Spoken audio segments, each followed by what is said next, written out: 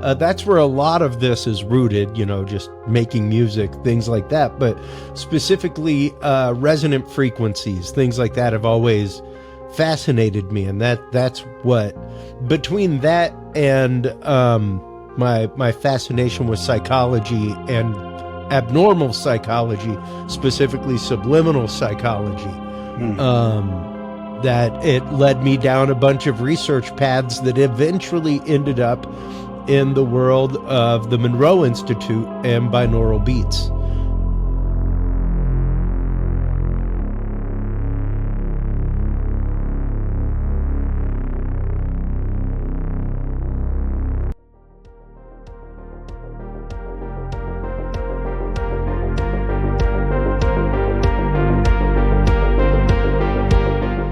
Generation X Paranormal.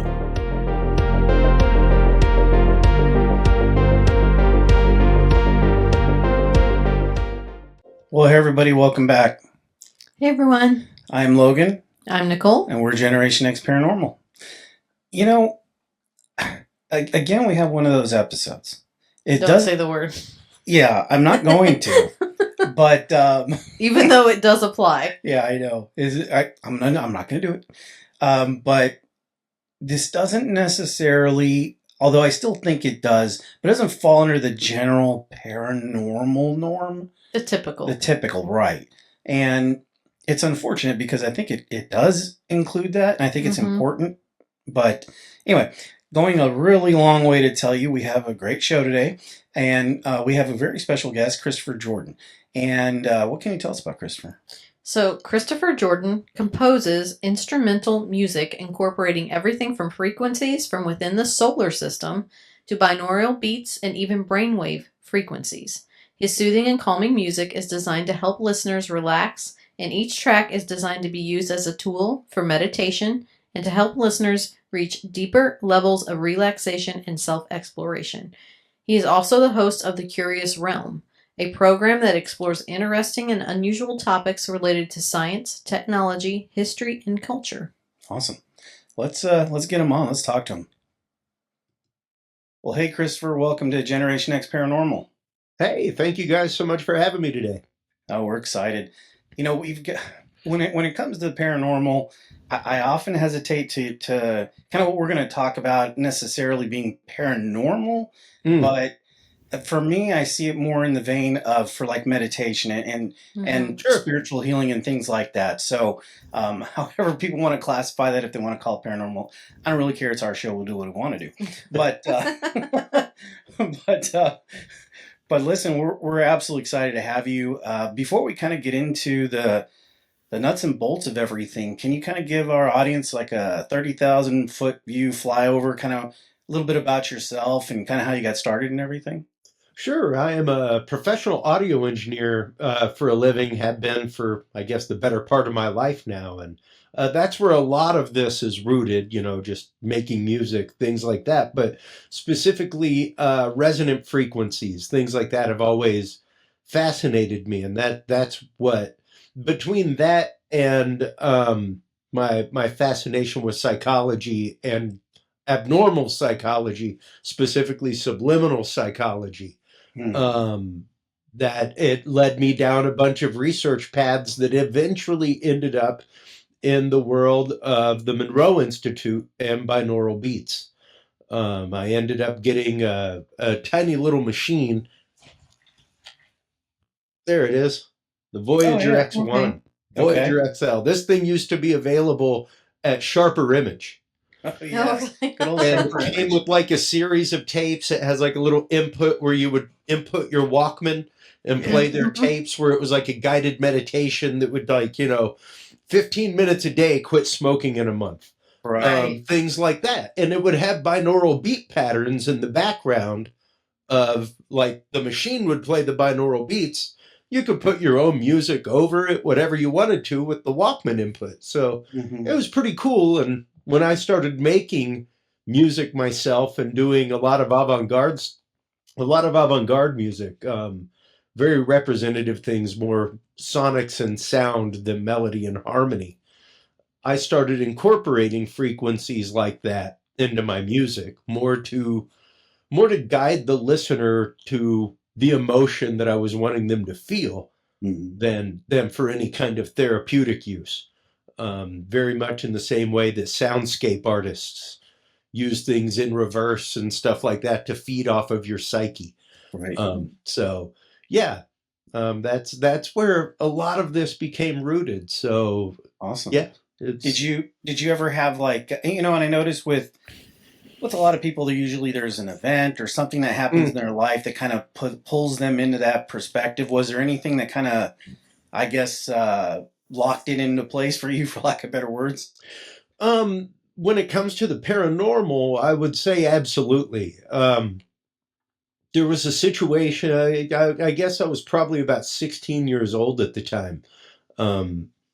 Yeah, I would have to be, because I entered the seminary and I turned 18 after I was in the seminary a week for the Catholic Church. Wow. But actively had an experience of fully ecstatic prayer, where I bilocated to somewhere else in the middle of Mass.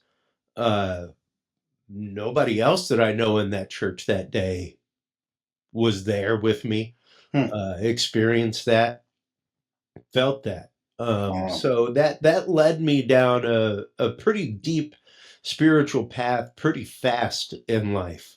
Yeah, I'd say. And from there, things just grew as my interests grew, and of course, interests in things like this even led me down a lot of esoteric paths and a lot of paths of adjunct knowledge, things like that. So I consider myself now very much a recovering Catholic. I still hold a lot of my faith, but much more my faith in the universe and things like that than dogma and doctrine. Sure. So yeah.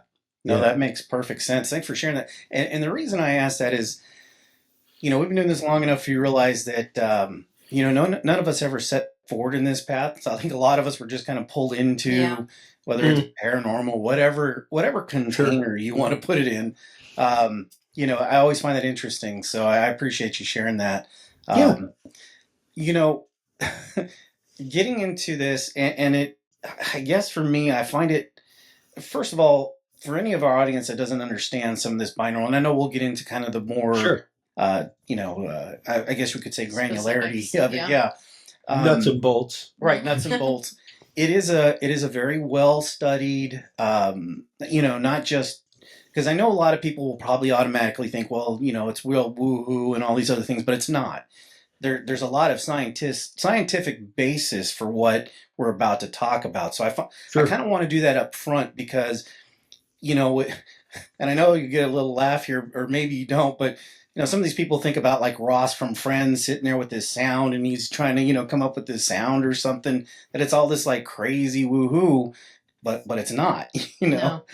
And so, yeah, that's just something I wanted to offer kind of at the top. And if you wanted to speak a little bit more to that, Chris, feel free. Yeah. But it's interesting because even now, things are changing, Logan, when it comes to the woo, so to speak. Like I'm a annual sponsor of the Remote Viewing Association conference. A lot of people would consider that woo, even though it started in a laboratory. Absolutely. And even the idea of quantum entanglement in the last year and a half winning the Nobel Peace Prize for physics, and the idea that despite our distance right now, our electrons can influence each other. Absolutely. Despite our distance right now, by on ninth grade science, we're sharing an electron shell. We are vibration. That's just physics. Exactly. So it's pretty interesting. It's kind of like whenever people are like, oh, crystals. It's like, what's really interesting? They're actively looking at a crystal wafer right now, the size of a quarter, that'll hold 300 terabytes of data. That's right. That's almost the temperature of the sun without deprecating it.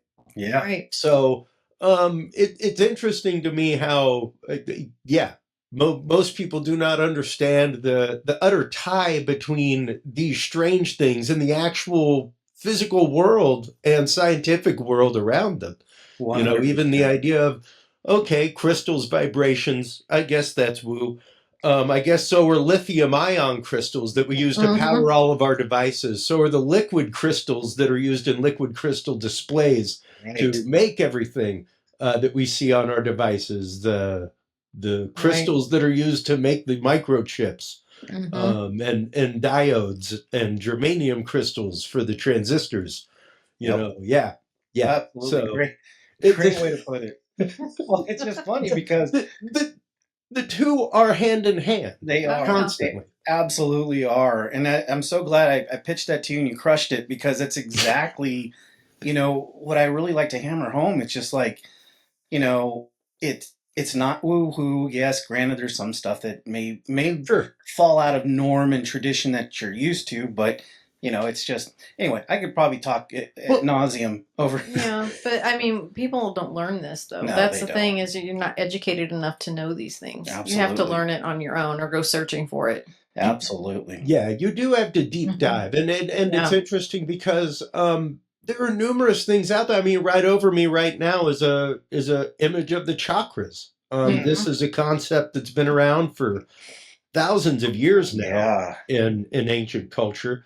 yeah. Um, but when you start looking at the idea of, yes, every note on the musical scale has a corresponding color.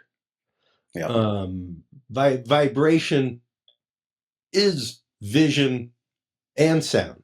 You bet. Hmm. It's both. So it's pretty interesting. Even the idea that more than 98% of the spectrum is not visible or audible to us. Absolutely. Right.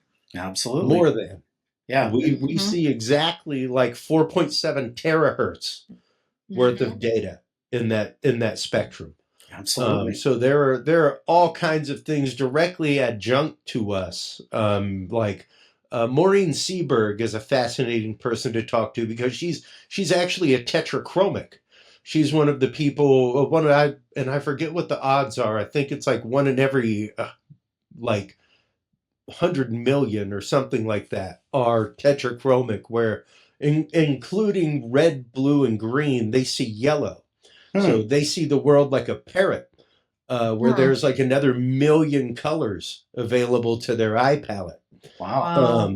It's pretty phenomenal to think Wow. about that there are people out there that actively see a whole world of color that is not even available to our eyes. Wow. Beautifully said. Yeah. That's so perfect. Well, yeah. So let's get into some nuts and bolts Yeah. because I again I really am excited. We're always excited to talk to our guests, but this one I find so much more. I really, I guess, basically because I resonate with a lot of this, Hmm. and we'll get into some of that too. But kind of starting from the top, can you explain a little bit about brainwave entrainment? Tell us a little bit about what that entails. Sure, and I mean we've been talking about part of the basis of it, which is frequency therapy. The idea of being able to use a dedicated frequency to entrain your brain. The idea is that if you use, for instance, a 396 megahertz cycle bowl, um, it's good for the heart chakra. Mm-hmm. Things like Hmm. that's an isolated frequency that you're exposing your body and your brain to by Yep. playing that bowl. Now, granted, if you hang around guitar players long enough, if you hang around a piano player, you may become familiar with the way that their fingers work and the way that the sounds happen. However, if you start taking piano lessons, your brain goes through a different function. Mm-hmm. Your fingers start getting involved, different parts of your brain start getting involved.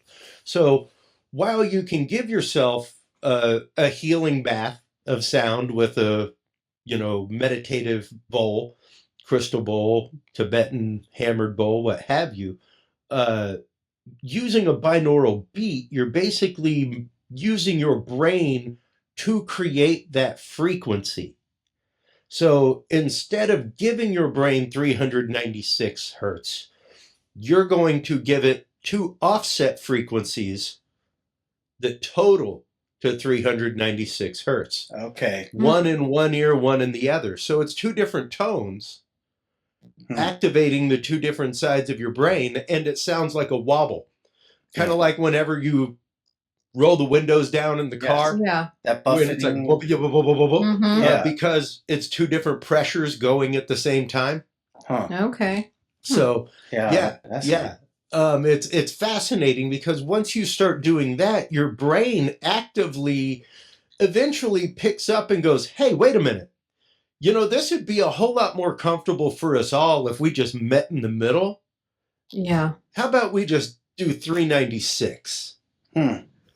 So your brain actively starts creating the frequencies when you use binaural beats, as opposed to standard entrainment, which is the idea of entrainment is in physics. If you've ever seen the pendulum experiment, I know Yeah. the Mythbusters did that a few years ago, Yeah. where you swing pendulums in two different directions and eventually they sync up. That's right. Our brains want to do the same thing. We do it regularly, even if my wife is about a foot shorter than me. Our strides are nowhere near the same. Somehow or another, we match up on footsteps going down the hallway. Mm-hmm. We match up, then we fall out. We match up again, then we fall out. Our brains want to do that. They want to be in a pattern. They want to join in a pattern that's nearby. You know, and it's pretty interesting how most of our life is lived autonomically. Yeah. In a pattern. We don't even think about it. Like if you drive to work every day, you're going through an autonomic response. It's pretty rare that you recognize that the 8 exits between you and work. Right. You know, you go into a state of rote hypnosis. Yeah. Your body goes through it every day. From the day that you've learned to walk, you've never thought about walk. You've thought about, let me get something from the refrigerator. And your brain automatically picks you up from the couch and carries you there. Yeah. You don't think about the process of getting it unless you're in a very, very altered state where messages in your brain are firing at different places. You aren't thinking about what the body has to do to get there and do it. Sure.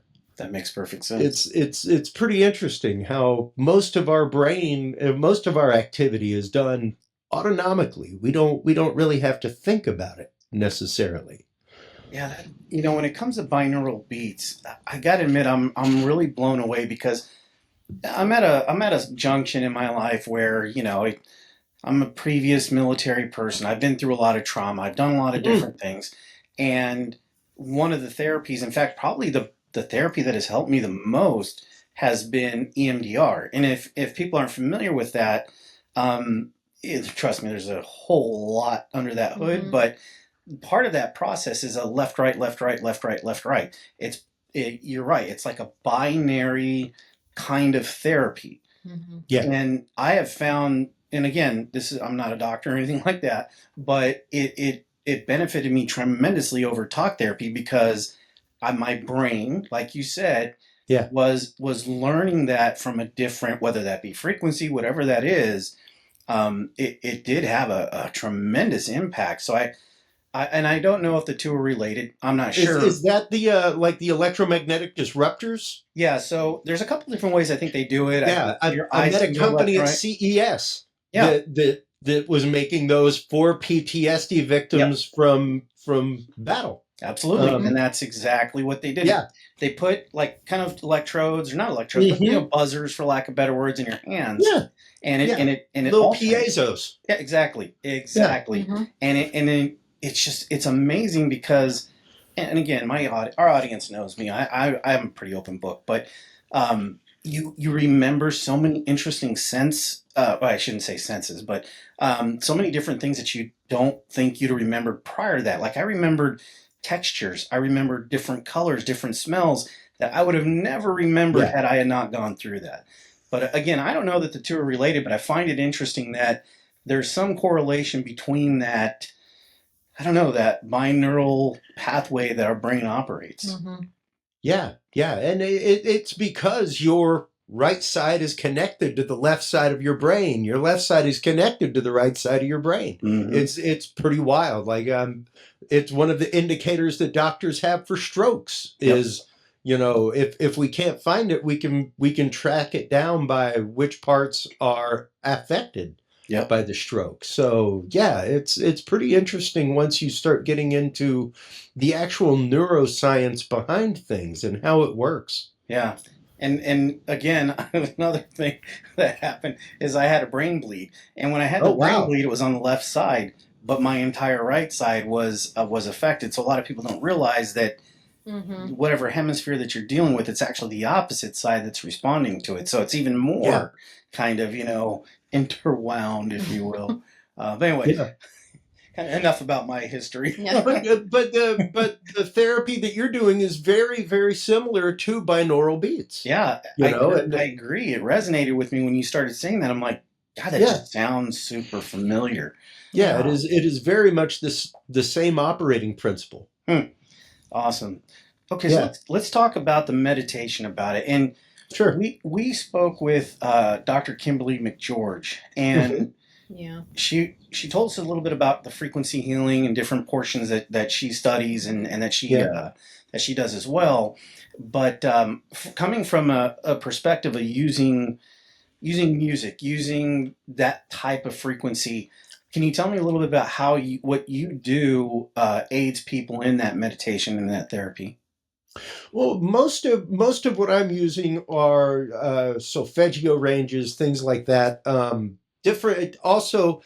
Different known ranges of brainwave activity. Hmm.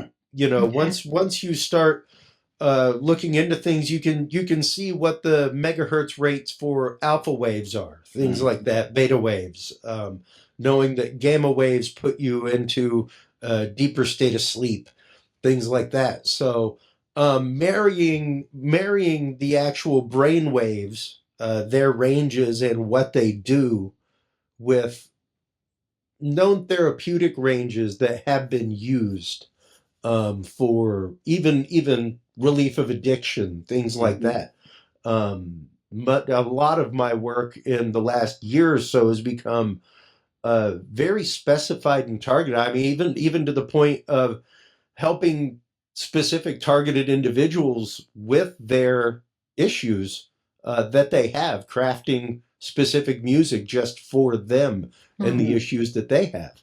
Wow. So yeah, That's like you awesome. can you can get very drilled down with it. It's pretty interesting. Yeah, that is very interesting. I didn't know you could do that. I didn't know you could Yeah. get kind of like That specific. yeah, I know we have, is it 432? I I think think it's so. Mhm. 432 we downloaded for our foster daughter Yes. while she was going through some difficult times. And I had read Yeah. an article, something about that was supposed to be calming or help with Mhm. anxiety or something. And it did seem to help. Actually, to tell you Yeah. the truth, we're on our drive home Yeah, from I a long think, distance, and I think yeah, all I three think, of us were just like, I was like, I better turn this off. It was like late. Oh yeah, yeah. No. Many years ago, whenever I used to put the binaural beats and things behind my avant-garde music, I was on the radio with my avant-garde music once a month as a local composer in Houston, and we would have to warn people like, please do not listen to this while you're driving. Right. yeah, and that's Like I, actually I typically knew I did my job because at some point, and I mean, granted, the show was like midnight on a Sunday night. Yeah. Um, but I normally knew I did my point because the DJ would start nodding off as he was listening to the Right. music in his headphones. He'd be like, "Wow, man, like that just took me somewhere." Oh, yeah, It does. It but really does. I still use yeah, it. Yeah. it's and that's just it. Like one of the albums that I made many years ago. That was really one of the first ones that I made um, in the meditation world. I'm working on rebooting it right now and remastering a lot of the tracks that are there. But it was called Ecliptic, and it was actually made utilizing frequencies from the planets, their moons, recordings Mm. from them, things like that, for people who do planetary meditation. right. So that Wow. yeah, same way that the zodiac works, where when Pluto is closer to Earth, like it is right now, it rings in your chart more. What a better time to use the frequencies of Pluto to actively meditate, Sure. than when they're closer to you. You know, Um, so, just to kind of touch on that. I didn't Yeah. even know that was a thing. Well, I didn't either. To be but honest. I do know this. Anybody who's ever gone down the YouTube rabbit hole at 2:00 in the morning, guilty, eventually stumbles across a video where you can get the frequency or sound of planets. I don't know if you've seen that. That's When what he's talking about. Yeah, when they get to like Jupiter, or I can't remember if it's Jupiter or Saturn, the noise that comes off of that thing is so overpowering. In fact, I'll be honest with you, it's a little off-putting. It's kind of scary a little bit. it's wild. Yeah, It's wild. It's really interesting. And years ago, I mean, God, I was probably 8, something like that. National Geographic released the Voyager recordings. Mm-hmm. And it was like a tiny little cellophane 45 that you had to put on your record player. I remember that well. Way down with quarters. Yep. But you could like listen to the sounds of Jupiter and all that kind of stuff. So it was just wow. thing that was really my first, I guess, concept meditation album out there. Now I've got them for like Meditation and Cosmic Journeys, which is specifically for people who do astral projection, things like that. I wrote one for my son while he was in utero. Oh wow. So I wrote one specifically to help soothe children to sleep and help soothe ADHD minds. Okay. Actually, yeah. I think that's the one we were listening to right before. Yeah, very calming. Somnum. Yes. Yeah. Is that the one where it has like a kind of like a womb sound in the background? Yes. I was reading. No, yeah. it actively has the sound of my son's heartbeat in the womb. Okay. Wow. Embedded in it. Absolutely fantastic. And the sound of a womb in general. Mm-hmm. Yeah. It instantly, like, I was calm. Yeah. It's amazing. Yeah, absolutely. We kind of go through, I mean, anybody who does any kind of performance of any type or does them kind of has a routine before you get into anything. And, we listen to it, and typically we have our own routine, but it honestly really kind of helped back it up and shore it up a little bit. I thought it was really good. Yeah. Thank you. Absolutely. And just to clarify real quick, I know some of our audience may get a little confused. We're not talking about the sound of the planets like Holst or something like that, where sonic or anything. We're talking about actual sound that resonates from the planet itself. So I just wanted to clear that up in case anybody, wanted to spot check us on that. But, much like the Schumann resonance, right? Ours is pretty much 7.8 hertz. That is the heartbeat of Earth. And for those that aren't familiar, a hertz rate, notated as Hz on most things. Like you'll see it on headphone ratings, 20 hertz to 20 kilohertz. That's the range of human hearing. That basically means that headphone will give you the entire range that a human ear can actively hear. Yep. It may give you a few above, a few below, but they'll never actively tell you that. Right. They can't advertise that. Yeah. They can't advertise that because then they would be like, we make things for superhuman people. Right. We make headphones for beagles. Yeah. Like, that's awesome. But it's interesting because once you start getting into those ranges of infrasound, and even ultrasound, those ranges beyond what we can hear, now you're talking the range of things that you feel. Yep. The closest thing that you can find to 7.8 hertz, find yourself a cat, make him real happy and let him lay on your chest. That part of the cat purr that you feel, that's a low vibration. Yeah. That's like the hertz rate is pulses per second. Which when you start getting into things, especially visually, with video, that's where you start getting into subliminal things and the reasons why we have laws against subliminal advertising. It's right. Because it worked. It does. It worked. It worked. It worked really, really well. I remember back as a kid. Oh, sorry, I'm going to cut you off. No. Go ahead. What I was going to say is I remember back as a kid, I remember a movie, Halloween 3, I think it was. Yeah. Where, Season of the Witch. Yeah, Season of the Witch. So I don't know if you remember. Nicole's not big on the I know the first one really well, but Right. the rest, Yeah. Yeah. Well, the third one, anyway, we can Silver talk about Shamrock, it. man. Yeah, the Silver Watch out. Shamrock. But if I remember right, they sat in front of the TV and they would put these masks on. Right. Halloween, Yeah. Halloween, Oh, that noise. Halloween. Yeah, that's the song they would Yeah. play. yeah, I Right. do vaguely remember that. But you're right, though. Silver Shamrock. Yep. But Yeah. you're right. That's exactly what you're talking about. They had to create. You know, I think that thing was done more of like a tongue in cheek, but they were. That's based in some reality. You know. Yeah, yeah, and it's pretty fascinating. You know, it's where, quite honestly, where seizure warnings come from. Mm-hmm. Yeah.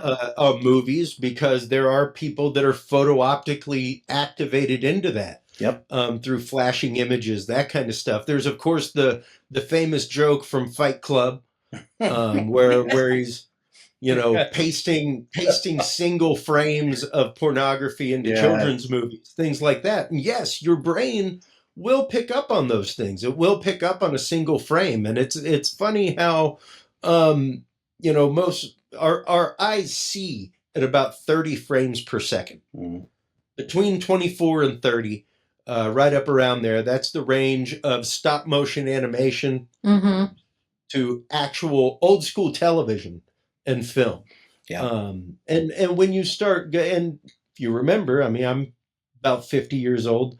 The idiot box, the boob tube, the fact that, you know, that thing will hypnotize you. It will hypnotize you eventually, because you're actively watching something at the exact same frame rate that your eyes see. So you will eventually fall into a hypnotic state. Yeah, that's you know, absolutely true. and it's interesting how when you get to high definition television, when you get to what we're looking at now, you're looking at 60 frames per second, 120 frames per second. Things that, like, we fall into that state. Yes, 2 to 4 times faster at that point. And so another thing that I find interesting, by the way, I turned 50 on July 5th, so I'm right there with you.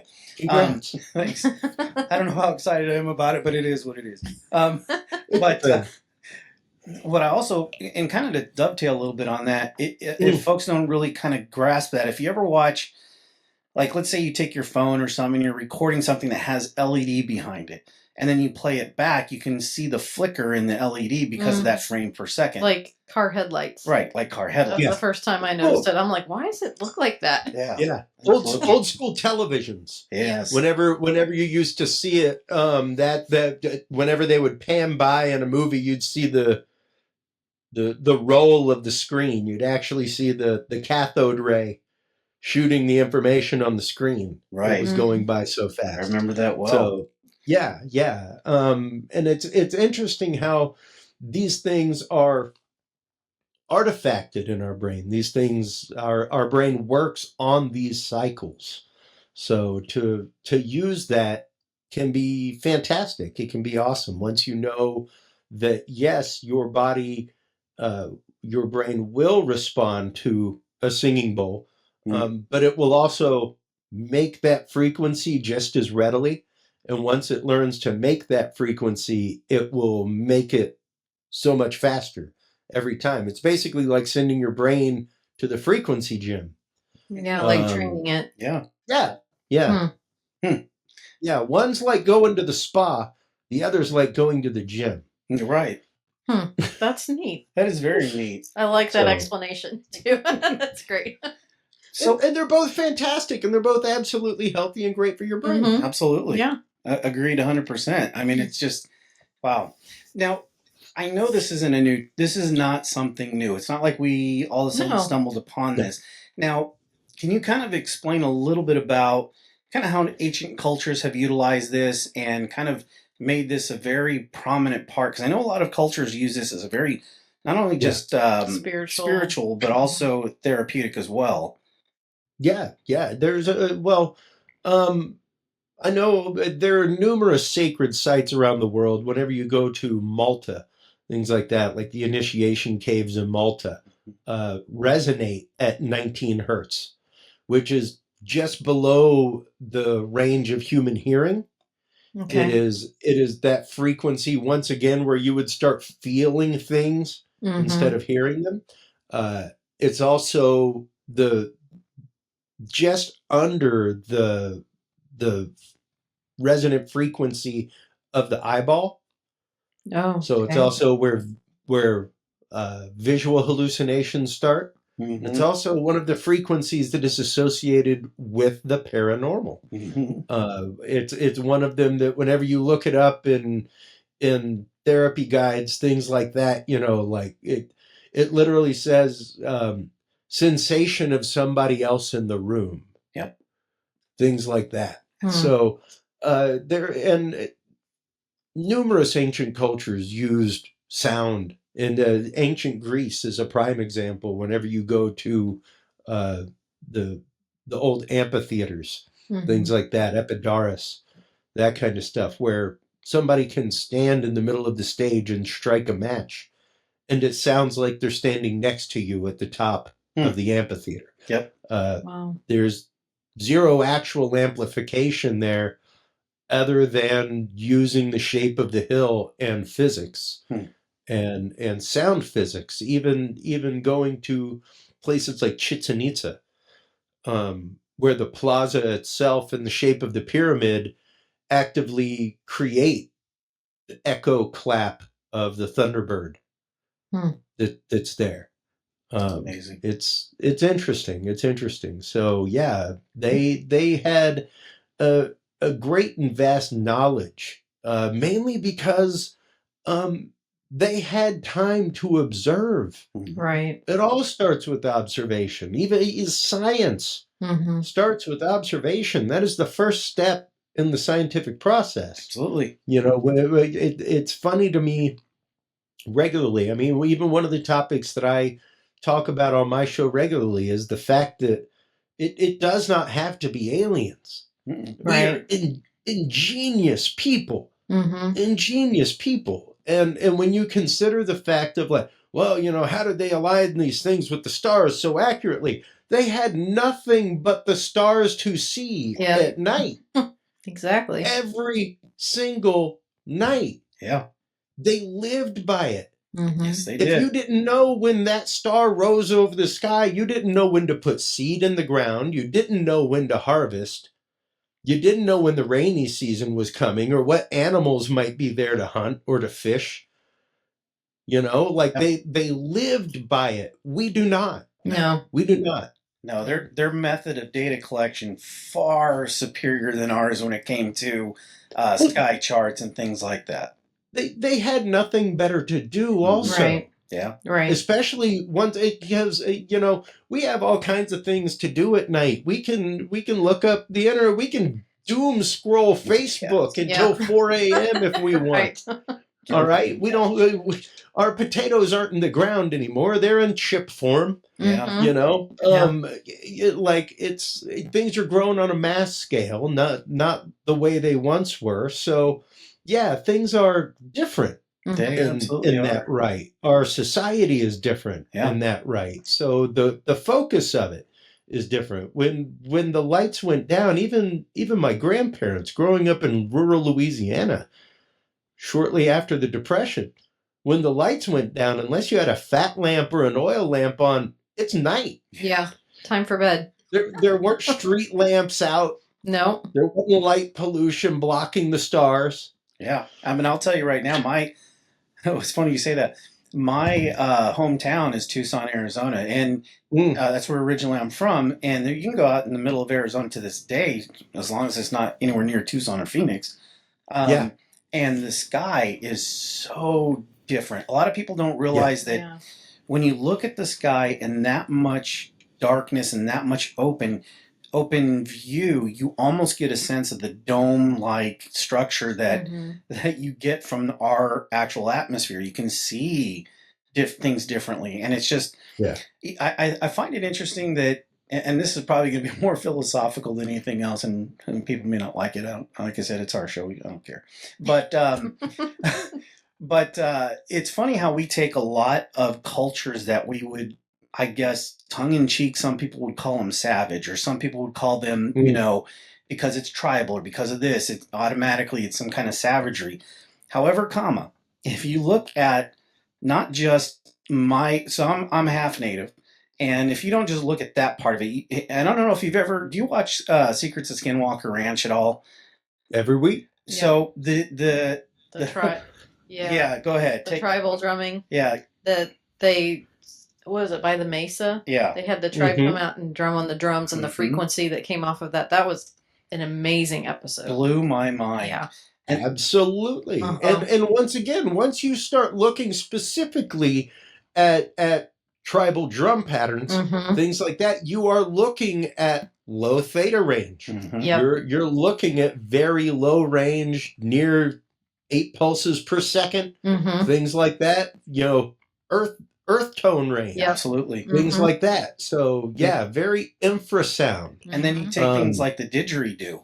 Like I know that in Australia, a lot of the native folks there use that didgeridoo because that's part of the Aboriginal kind of custom where they would get into almost like a. Mhm. And again, I'm not an expert on this, but the way I've always understood is they can get into like a trance state, and they're able Yep. to. And it's a very, very important piece of not just an instrument that I know a lot of people look at and go, well, it's they look at it as like tourist and everything, and that's fine. I got no problem with that. It's just when they don't accept it for what it's actually used Yeah. for. Yeah. It's just amazing that they can utilize that, but yet somehow still considered savage and undeveloped. Well, but that's what's funny. It's like all over the world, all the tribal, all did some sort of music or drumming or something. Celtics did. Yeah, the Celtic drumming. Like you think. Then I started thinking about the Druids, and with the standing stones. We actually talked to Mike Ricksecker about Mhm. this Yeah. because he said that when he was inside that one, I don't remember the name of it now, that one standing stone circle, he felt like the sound, his voice bounced back at him. Yeah. From the stones. So I'm like, they're right there. And if they were drumming inside that, can you imagine how much frequency was bouncing around? There are numerous circles, specifically Stonehenge. Yeah. Is one where it is made to reflect sound Yep. Mhm. across the stones, Yeah. for specific ceremonies, Right. things like that. So yeah, once again, the directing of sound, things like that, were something very, very well known Yeah. to our ancestors, Mhm. and once again, it's because they have time for observation. Right. Absolutely. We do not take the time No. for observation. Too many You know? distractions. Well, and that's just it. And it's interesting because even when you look at the word frequency itself, the idea of frequency, something happening on a regular basis, Absolutely. Mhm. that in and of itself changes us. There's a great study that was done by the National Institute of Health showing how even the negative news cycle Mhm. Yes. does Great actual question. damage to your hypothalamus. Thank you for saying that because we could not agree more. Yes, we don't even watch that stuff. Yeah, It's so negative. and it's true. Yeah. I mean, you're right. The NIH did that study. It's a very well known study, and that 24-hour news cycle that we just Yeah. Always Yeah. there. And it's interesting because that's once again one of those things that, much like going into a hypnotic state rapidly, things like that, going into a patterned state rapidly, these are things that harken back to our animal brain. They're things that harken back to millennia of unchanged Darwinism, right. Mhm. quite literally, evolution. Yeah. And even the idea of our negative reinforcement of things, our want for negativity. It's pretty remarkable because even that is rooted in our instinct to survive. Yeah. Mhm. The idea that fire will burn you is much more useful than fire will keep you warm, Yep. and fire will cook your food and make it savory. Yes, it Right. will. We were hunter-gatherers. We didn't, so yeah, it's one of those, like, the idea of survival and panic and anxiety of what's in the dark, Mhm. things like that kept us alive for millennia. Yeah. Yep. Now we don't need them to keep us alive at night. If we're afraid in the dark, just turn a light on. Mhm. But You know, the truth behind that you is, don't have to worry about 8 hours of darkness or the idea that maybe the light won't come back tomorrow. Yeah. Right. You know, Absolutely. we're pretty well guaranteed that we know that the light will come back in the morning. Yeah. You know, we are being religiously told that no, it dies every night. Yeah. It may not come back to you. Sacrifice thing. Yeah. Mhm. And that's exactly what they did, man. They never do that. Jeez. But the thing is, as archaic as that is, that's a deep understanding Sure. of something around you due to observation. Once Yeah. again, and yeah, we are an ingenious species who has seen these things over and over and over again. Yeah. You know, it's only our actual lack of care that lets us lose them. The example I normally give is I'm Cajun by upbringing. Yes. We are one of the only languages native to the North American continent. It's actually an unchanged form of court French from the 15th century, which is why most French people, whenever they speak to a Cajun, do not know what we are saying. That's Because their language has changed like 8-9 times over. Right. They're like, there's something in there that I get. You know, even whenever you go to like Acadia, which is where the Cajuns were like exiled from in Canada, they don't understand most of what Cajuns say. But that language is almost lost in all but 50 years. Yeah. All but lost. You're hard pressed to find anybody my mother's age Jeez. who speaks Cajun fluently. That's it took one generation of being told, you know, that's the language of the ignorant. When you come to school, you speak English. Yeah. Yeah. And there are famous paintings of like the little Cajun kid in the corner with the dunce hat on, things like that. You know, I'm a big believer in the difference between acculturation and assimilation. They are two diametrically totally different things. Yes, they are. Yeah. Well, and it's the fact of, you know, we tend to forget things rapidly. You know, when you're told it's unimportant and it's useless data, that you can cull it from the data set, your brain will do it rapidly. Probably about the same scope of time ago, you know, you could have taken a 6x6 plank of wood somewhere and asked somebody to hand carve you a spiral column. Yeah.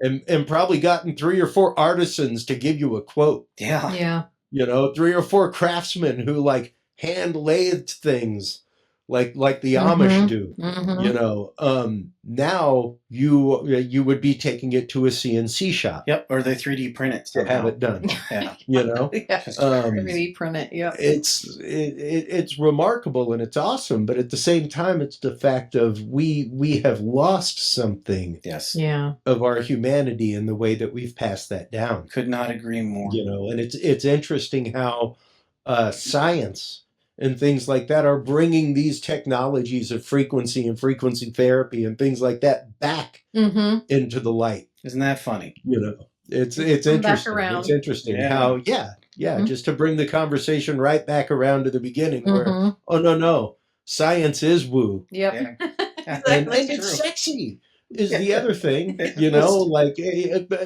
like unfortunately, most of the negative news cycle will not let you know how sexy science is. You know, you rarely see the headlines of like CERN creates matter from light. Like, that should be a pretty big headline, man. It should. Absolutely. I mean, you couldn't. That was a headline. Yeah. That's an actual headline. Yeah. Not many people know about it. I mean, I can't. It should be very exciting. It's what I also, and you're right, because you look at just the.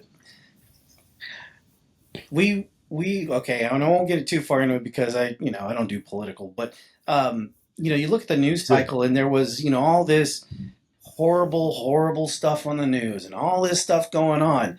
And yet somehow the fact that the Pentagon and all these different things were starting to put out UAP and UFO information, and it did not make the top of the headline, just blows my mind. I mean, it's like Yeah. you almost want to stand on a I almost feel like the people you would pass when you were a kid and had the cardboard thing with the sign on it saying you need to hear this. It's almost like you understand where that comes from. It's like, Oh yeah. my gosh, open your eyes. Yeah. But anyway, Yeah. I could It go is. on. No. It's a truism. Yeah. And it is the fact of our rushed society, in the fact that we have dangerously right now, politically, scientifically, even within our parapolitical, paranormal communities, Yes. we have mixed together a want of confirmation with confirmation bias. Oh, yes.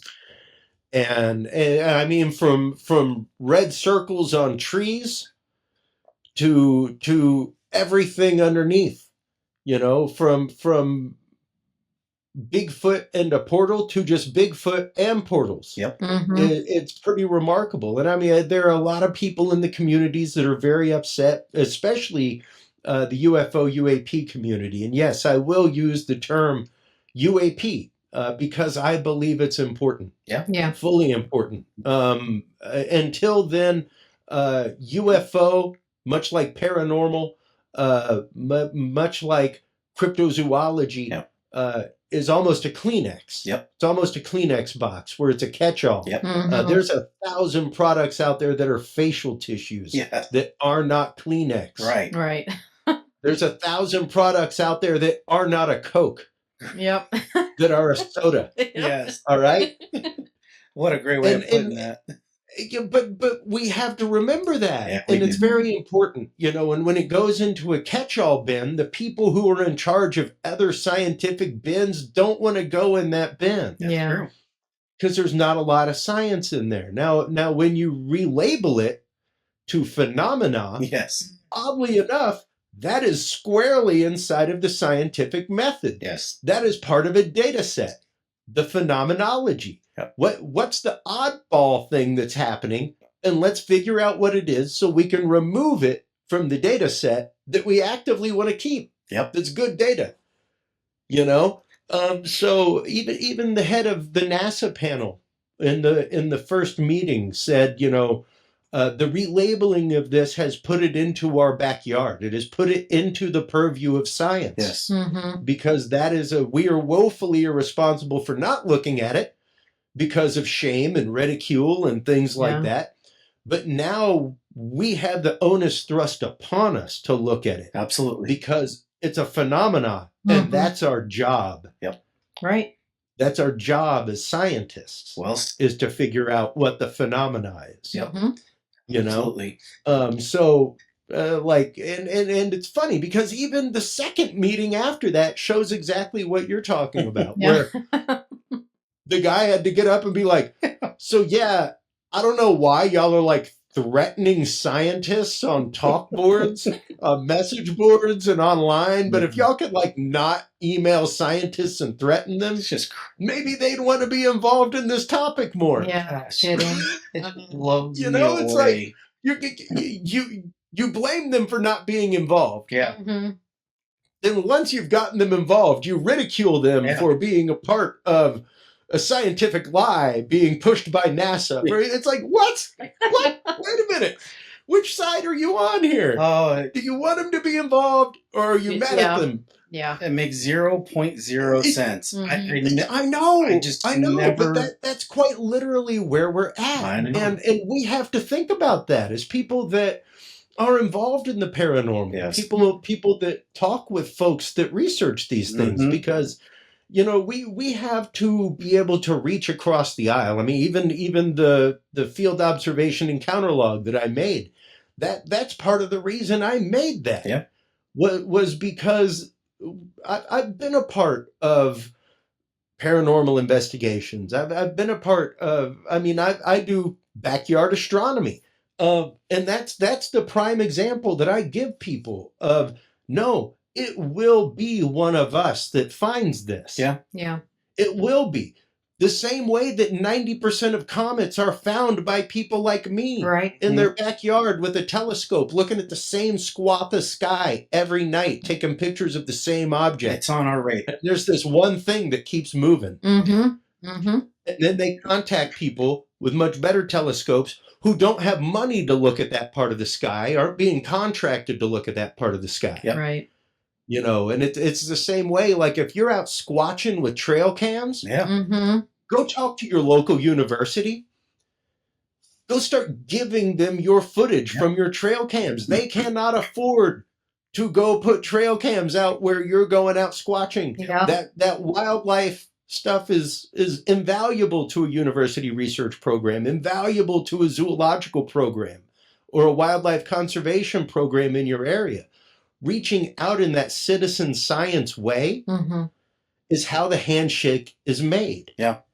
Good advice. That's how the handshake is made. That's how the conversation is opened is, hey, I know I'm out here squatching, doing my thing, but I'm also getting like 8 hours of footage a week. If you would like that, I'll gladly throw it into a OneDrive to share with you. Yep. Yeah. Yeah. To help out your research. Yeah, I could not expand on that any better. That's such a to frame it that way is important because we have all the time that we've taken, whether you're out there, if you want to call it paranormal investigation, if you're out there, just looking at, if you're looking for ghosts, if you're looking for Sasquatch, whatever it is, it starts with observation. Oh, absolutely. You have created a data set that those folks can't get to because of either funding or time or all these other things that's the really important part there, Logan, is the data set. The idea that, are you creating a data set? Because you need to create as much of a data set as possible. An image is fantastic, but they need the 1,000 words. Yes. It's only a picture to a scientist. Yes. It's not worth 1,000 words. Right. And the prime example of that would be the Go Fast video that the NASA scientist picked apart in the panel because he was like, this is awesome that everybody's very excited about it, but everybody ignored all of the actual data on the outside of the screen, giving you the known speed of the object that's observing it. Yep.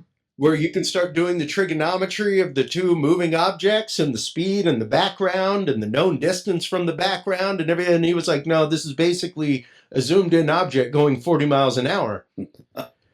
And we don't have to go into what object it is. Right. Yeah. Or what it isn't, because we've now scientifically shown you a quantifiable that it's going 40 miles an hour. Yep. It's not going 400,000 or anything like that. Exactly. It's an optical illusion caused by these factors that are directly on the screen. Yeah. Given to you. The points of datum that you need to decode this image are actively on the screen on the heads-up display. Nobody did the math or the research on it. Yeah. And that's the thing, is that a picture is great. Do you have the general direction that you were facing? Do you have the time of day? Do you have the date? Do you have a general location of where you were when you took the picture? Right. Same thing as an astronomic observation. What time of day were you looking at it? And what was its inclination from right inclination, left inclination? Makes so a you big can find difference. its spot in the sky. Yep. Things like that. Those are the points of datum that a scientist needs. Yep. Those are the things that, and that's part of the reason why I created the data log, was that it's something you can literally keep in your back pocket while you're out doing that. Yep. You may not be able to get your camera out fast enough to get an image of the experience you have, but you now have a means by which to scientifically write down and gather the data. Yeah, oftentimes you won't have that time. We're in too much shock to even do it. Or sadly enough, like any cop will tell you, the time elapsed way too far for you to get an accurate account. By the time you get back to base camp, an hour or something like that, things have changed. Yeah. Absolutely. And So change. being able to get it down right there, even being at a paranormal investigation, Oh yeah. Happens a when lot. something happened, taking the most detailed notes you can when it happens is what's going to let you be able to get rid of the known quantitatives in the data set. Yeah, and multiple perspectives too, because and yeah, go ahead. yeah, I was going to say, not everybody. So let's say everybody is in the same room, you get the same paranormal phenomenon happens at the same time, and let's just devil's advocate, everybody witnessed it. Okay, we'll just say if you're in a circle, lack of better words, you get a full formed apparition right in front of you. Now everybody sees it, and they start jotting it down and doing, like you said, getting data sets. The other thing that's important to realize is perspective. Perspective plays such an integral part of that, because even though you all see the exact same thing, you're not seeing it or interpreting it the same way. It's impossible.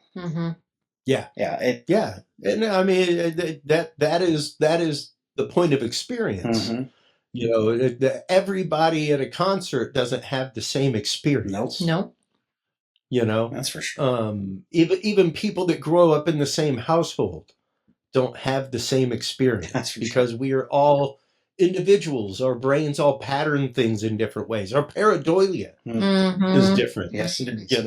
And that's just it. Like even our phones have built-in pareidolia.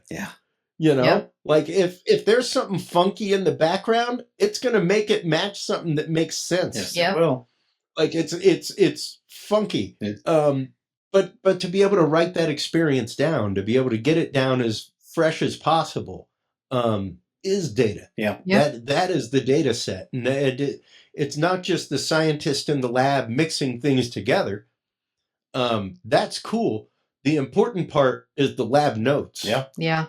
Absolutely. And the processes and the ways in which things happen, and the observational notes. Absolutely. Things like that. That's what's important. And that's what we as citizen scientists will eventually have to shake hands with science. Absolutely. Because it's not just, hey, I found this clump of hair in the woods. Yeah. Where did you find it? Where did you find it? All those encompassing things. Yeah. How did you gather it? How did you collect it? What were your forensic means? How did you keep it before it got here? Exactly. Things like that. So we have to take care of those things. We have to make sure to meet science in the middle and be willing to say that,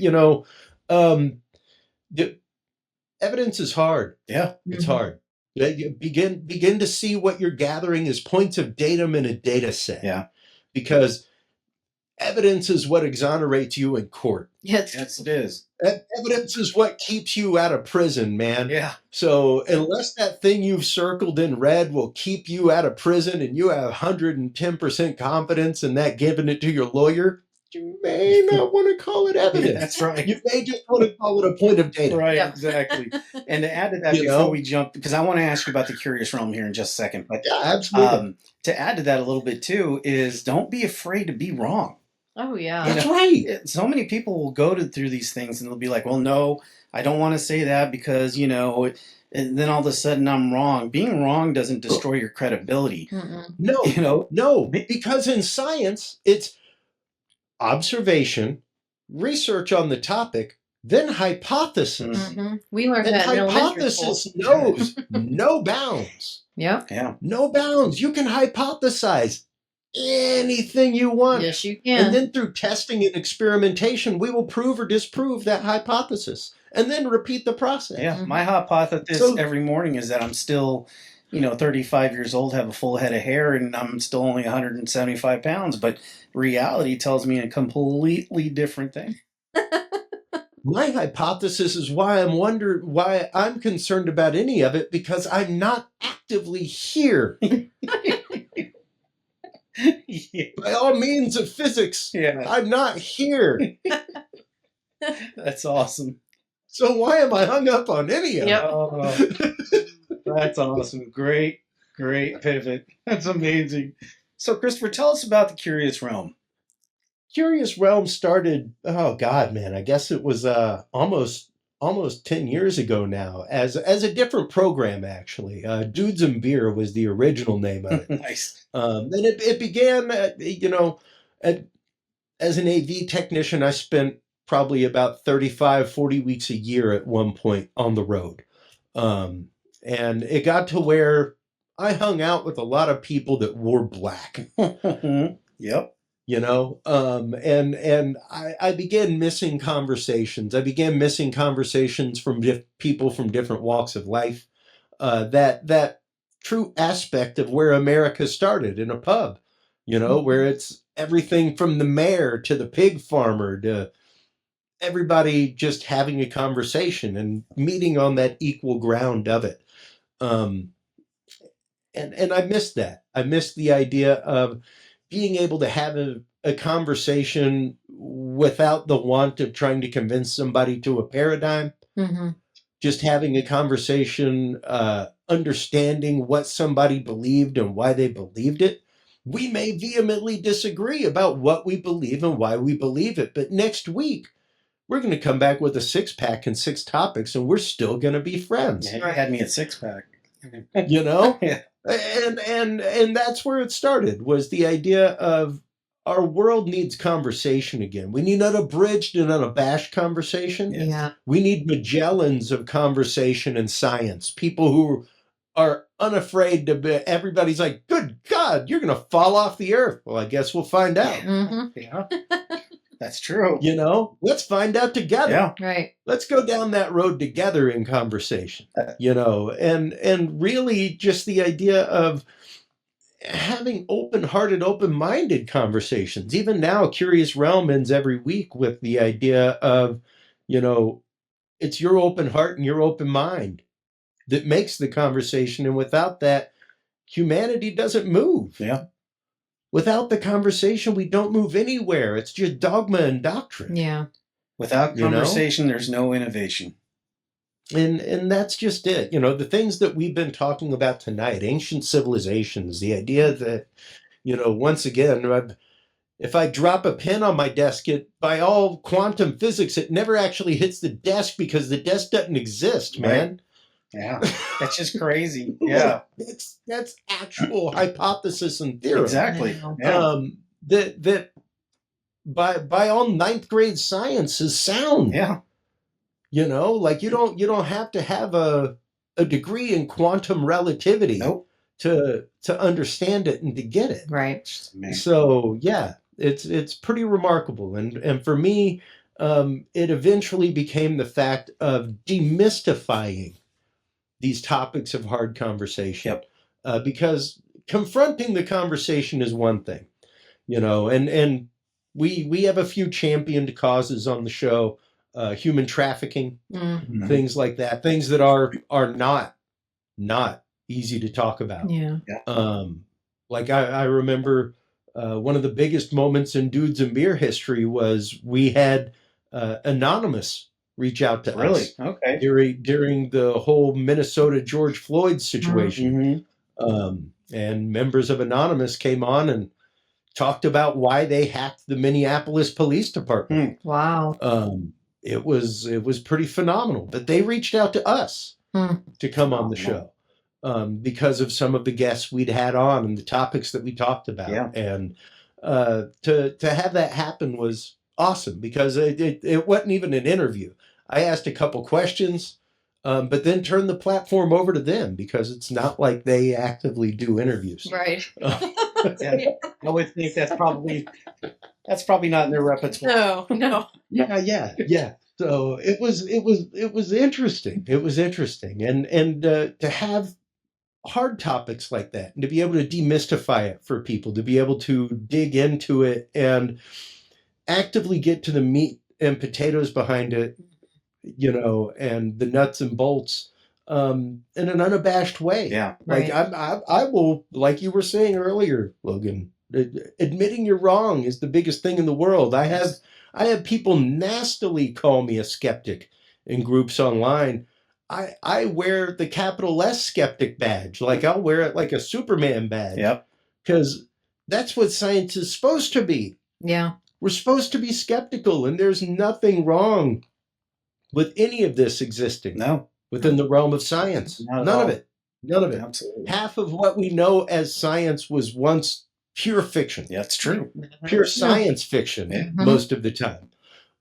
Jump in the Wayback Machine by 500, kind of my argument against flat Earth is I actively just start it right here. So what you're saying is the Catholic Church was right. Nice. That normally just shuts it down I'm sure. immediately. So what you're saying is that all the excommunications and burnings and everything else totally justified. Yeah. Yeah, that'll put somebody dead in their tracks pretty quick. Totally cool. Wow. That's amazing. Jeez. Well, Christopher, Because all of 500 years ago, the Earth was not round. that's true. And to say so would get you excommunicated, true. would get you thrown in prison Yep, you're by heretic. numerous governments around the world. Absolutely. So Look what happened to Galileo, you know? that's the conversation. Yeah. We have to be willing to have it. Absolutely. So Well, Christopher, honestly, I think we could probably talk for the next 8 hours. It's just so much cool stuff to talk about. But more importantly, how can our audience find you? Like, what can they do to kind of reach out to you and kind of get involved? CuriousRealm.com. We're live every Tuesday night, 8 p.m. Central, carried on Aftermath Media on Friday replays, carried on KGRA on Sunday morning, I think like 2 a.m. Central, something like that. Aside from that, you can find us on just about every platform out there when it comes to audio and video. Awesome.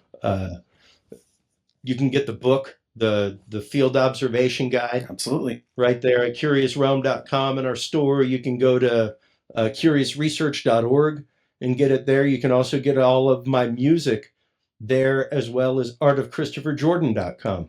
Awesome. Great. Yeah, and we'll put those. Yeah, I'll links. put all the Yeah, links. we'll make sure Yeah. those are there too. But Christopher, thank you so much. What a great Great time. conversation. Yeah, It was super fun, guys. Thanks for absolutely, and we'll reach out again. having me. Can't wait. Look forward to it. Awesome.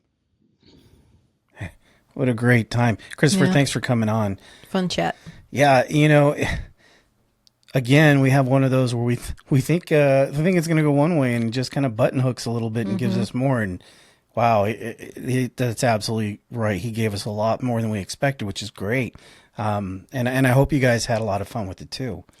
And I feel like several episodes have been leading up to this episode because we kept hearing frequency and then frequency and frequency and frequency. And then we actually get someone that puts out an album of frequencies. That's right. And talks about what it does. So Yeah. that kind of worked out very nice. It's almost like you planned it. But listen, We guys. did and we kind of Yeah, didn't. didn't. It was a little serendipity in there, but that's okay. But yeah, what else can you tell us? I know there's a few things that he had. Well, I just wanted to list the names of his albums, and you can find this by going on his website. But he's got Music for Targeted Minds, Music for Meditation and Cosmic Journeys, Volume 1, and this next one, I don't know. I've tried to look up how to pronounce it. I think it might be Cajun. I don't know. So, Christopher, I'm sorry if I mispronounce this. Puer ad somnum. I mean, that's what it looks like. That's the way it looks. It Yeah. doesn't mean that's the way it sounds. And we probably butchered it. But it is the album that he was talking about that's for infants. So it's Right. designed specifically for their sleep cycles. Yep, So you can check that out. And that one is very soothing, I think. I really like Yeah, it. we listened to it just before, and it was very soothing, but also like, okay, we got to turn it off Wake because up. I'm about to fall asleep. And then again, in case you missed it, it's the Field Observation and Encounter Log that he's selling. Yeah. Which is important because Yeah. he's right. You got to collect data and you got to do it accurately. So Good idea. Yeah. Listen, guys, I hope you enjoyed it. We had a blast making it, and we hope we'll see you guys next week. See you next week.